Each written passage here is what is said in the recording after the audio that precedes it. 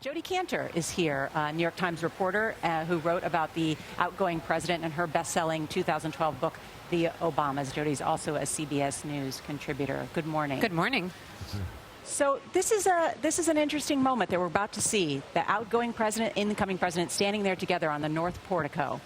Yes, and this is an especially dramatic one, of course, because the Obamas are handing the keys of the White House essentially over to a man who spread lies about them, about the president's birthplace, who rose to power in part that way. We're used to seeing transfer of power from Democrats and Republicans back again. This one is particularly unusual. It's also mirrored in what's happening in the streets of Washington and on the Mall. Washington is filled with Trump supporters and Trump protesters. It is filled with people wearing red Make America Great Again hats and people here for the Women's March tomorrow. So how are those two groups going to relate to one another today? But this is not their first meeting. You know, they met 2 days after the election, and both sides reported that the meetings went very well, that it was very cordial, very civil.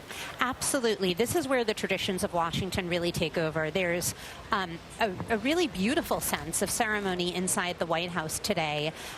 There is a private ritual that the public actually doesn't see, where the White House residence staff says goodbye to the outgoing president's family just before they leave.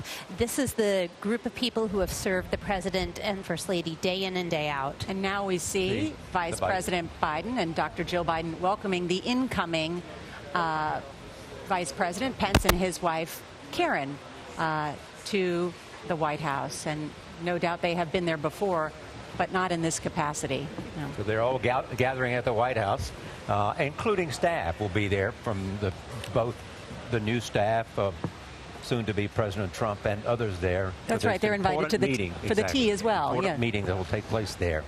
Jodi, I was struck by the fact today that last night Donald Trump said, "I'm simply the messenger. It was you." And President Obama is saying in tweets, same thing. I'm not an agent of change. You're the agent of change. You know, they're both speaking to sort of the idea of empowering the people. Well, and what does the American public want today, and what will happen? It's still not 10 o'clock in the morning here in Washington. When we look back at today at the end of the day, well, we say this was a day in American history when, even after an incredibly bitter and polarizing campaign, the entire country, the leaders, the people, set aside politics to welcome a new president and hand over power? Or are we going to see fights in the streets? Are we going to see speeches that are more that are angrier and less inclusive than usual? I don't think we know yet what the story of today is. But we have heard from both sides that they both want a smooth transition. On both sides from day one, they've said we want, because this is how American democracy works. So both sides want it to go well and want to get along well today. And Gail, in speaking to Donald Trump's son, he has confirmed the fact that there were lots of phone conversations between President Obama and President-elect Trump.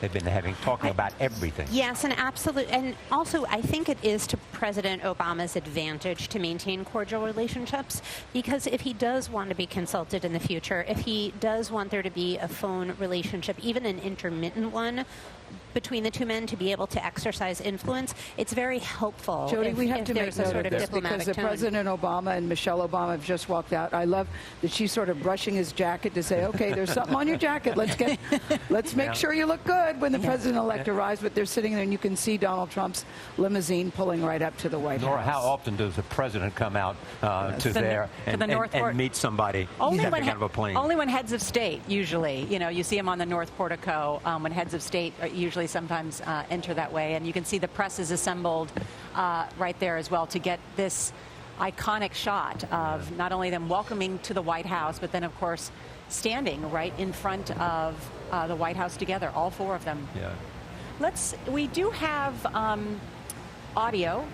As you can see, the microphones, or the George W. Bush used to call them the caterpillars. Remember that? Because they look like these big fuzzy caterpillars. But let's listen in right now as the SUV carrying the next president of the United States, the 45th president of the United States, Donald J. Trump. Is it? Yeah, right. There's a lot of security and family, right? I think this looks like it might be. No. Here we go. Let's listen.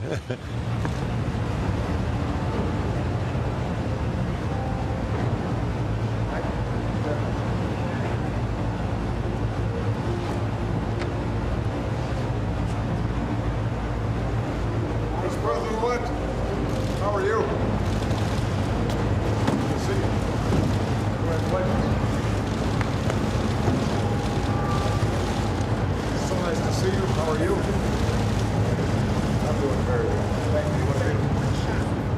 got the official picture.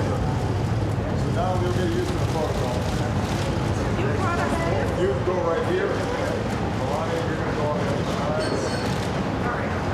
No, hold on a second. We will take care of the protocol. I'll be right back. Now,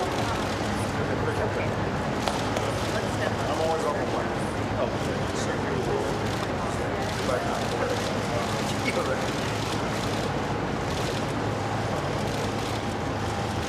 How was church?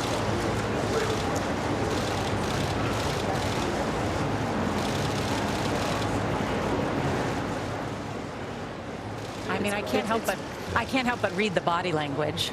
I mean, right? I mean, What this did you say? iconic. You can't help but read the body language too. You know, I think the body language looked very friendly, but I can't get over about the box from Tiffany's, considering that the Tiffany store is right next to Trump Tower, and the Tiffany people have been complaining that their business has been hurting because of all the security.